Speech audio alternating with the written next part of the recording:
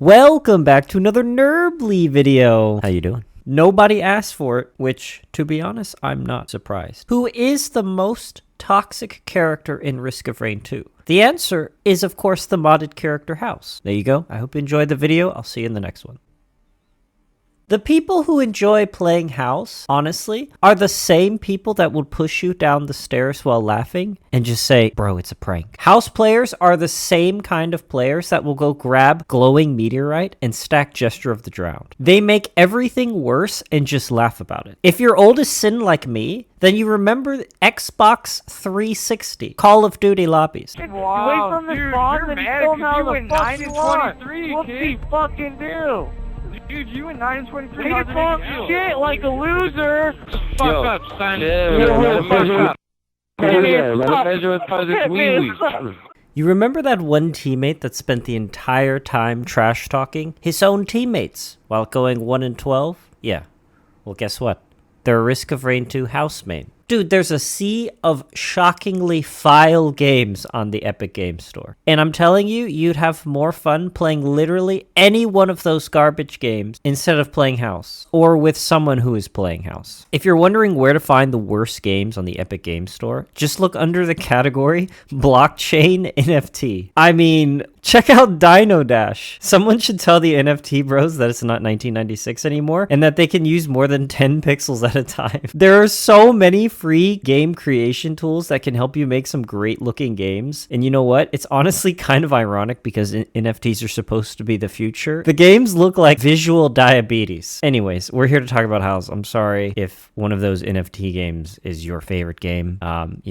More power to you. The concept of the character is actually really cool. He draws cards from a deck, and each card has an ability that you activate or play. The revolver that he uses has a little slot machine on the chamber. It's honestly kind of cool. The problem with House is the toxic nature that he fosters by simply existing. His loadout doesn't really matter. He's got 2 different decks. Then he has 2 primaries, 2 secondaries, and utility. None of them seem to matter. I mean, his alt primary has a bunch of tech, so probably go with that one. I didn't even bother reading what his secondaries do. I'm trying to play Risk of Rain, not read Dune. I will say, though, that his default utility is pretty great. When you use a card in midair, you get a little, it's a wax quail leap forward. This is great for mobility, as when you play House, you spend all your time just spamming cards anyways. So you get actually pretty good movement bonus from this.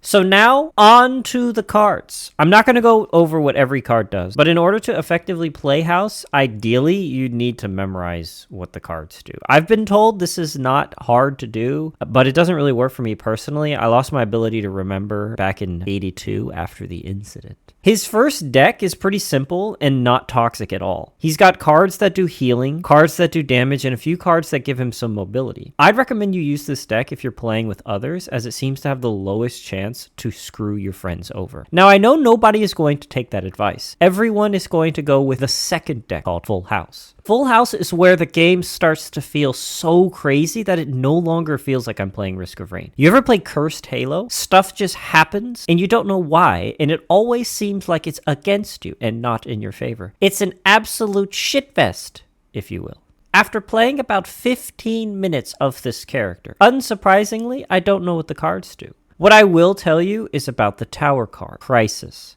destruction, catastrophe, losses, obstacles, volatile.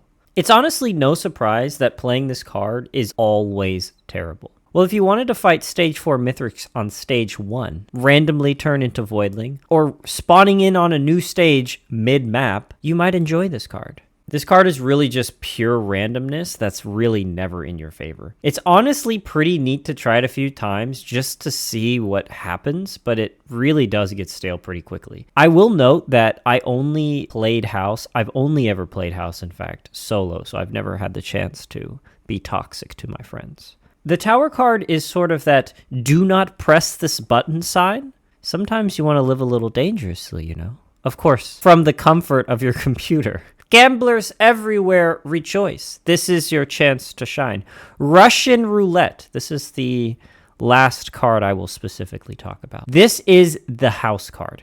Getting this card is like getting that button that says, press this button if you want to be a toxic teammate. 1/6 chance to die, 1/6 chance to kill everything on the map, get items, and revive all dead players, and 4/6 chance to do nothing at all. If you're like me and play with infinite mountain shrines on, your degenerate friends will hit 30 mountain shrines on stage 1 and tell you, don't worry bro, I'm going to wipe the map when I get Russian roulette. We all know, of course, that they're going to get the 1/6 chance die, and they're going to die and leave you on stage 1 with 30 mountain shrines to fight. You don't really get a chance to use this in solo play, and nobody likes to randomly lose a run on a bad roll. So roulette is purely made to play in a multiplayer lobby, because if you die, your friend is still alive and they get to carry you.